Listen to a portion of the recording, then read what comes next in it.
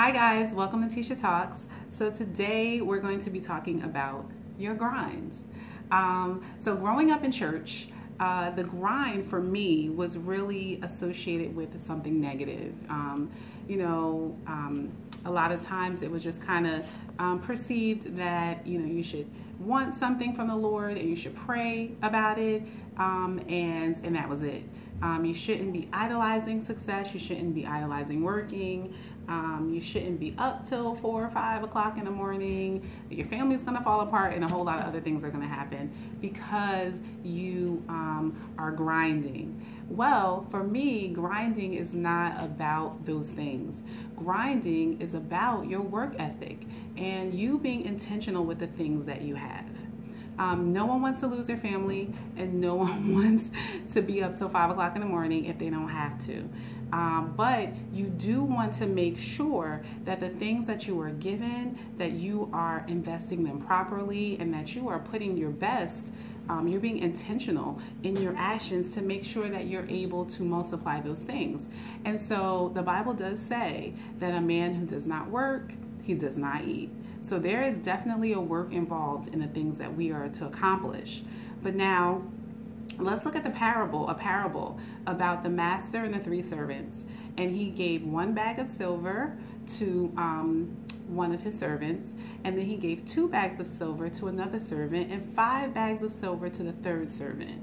And he gave it to them, and he went off. And when he came back, the man that he gave the 5 silvers to, he multiplied that, he invested that, he worked it, and he had 5 extra bags. So now he's got 10 bags, yes, of silver.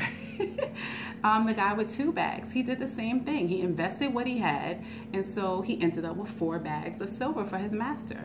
Now the guy who got 1 bag, he was scared, and he buried the bag. He didn't know what to do with it. And so his master's like, you couldn't even invest it. You couldn't even put it in the bank. Like, you just put it in the ground. What is that about? And so clearly there's an indication that there is a work that we have to do, that we have been given gifts, we've been given talents, and it's up to us to cultivate those things, to work those things. And so when I think about the grind, I think it's about taking what we've been given, taking the vision that we see, taking our goal that we have, and working effectively and efficiently towards reaching that. We have an obligation to do that. We have been given these things, and what are we going to do? We're going to put them in the ground? We're going to let them die? No, that's not what we're called to do. And so that's the same thing when I talk about aligning, taking your passion, taking your gifts, taking the things that you have, and aligning it with purpose so that it is impactful. So in that purpose and in that aligning, there's a work that needs to be done. And so for me, that's the grind. That's the work. You may not be able to right now live off your passion and your purpose. So there are other things that you have to do, but it doesn't mean that you still don't put the work in for those things that are going to be purposeful for you in your life.